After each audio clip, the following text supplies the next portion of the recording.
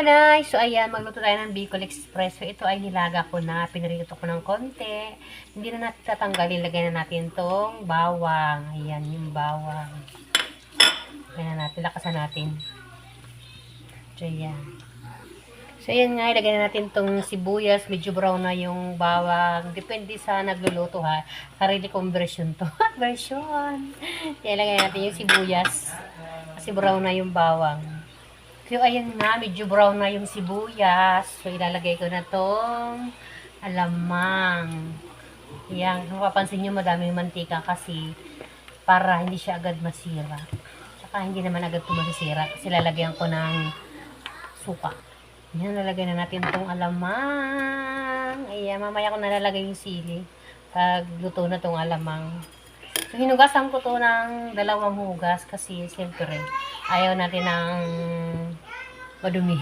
Pero malinis naman yan kasi yung binili ko yun sa mga Ilocano nagtitinda dito pag Sabado dito sa BF.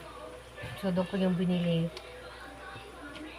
Nabawasan na nga to at nilagay ko to sa niluto ko nung nakaraan.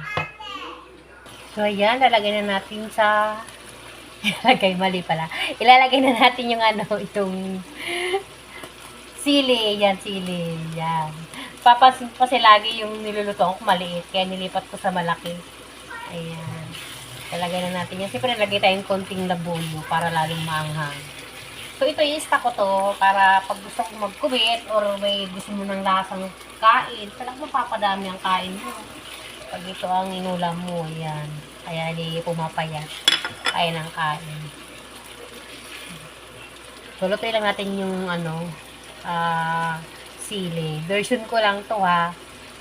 So, yan. Ilagay na din natin yung suka. Ito na yung nakita ko lang to sa akin jowa. Ilalagay para hindi agad nasisira.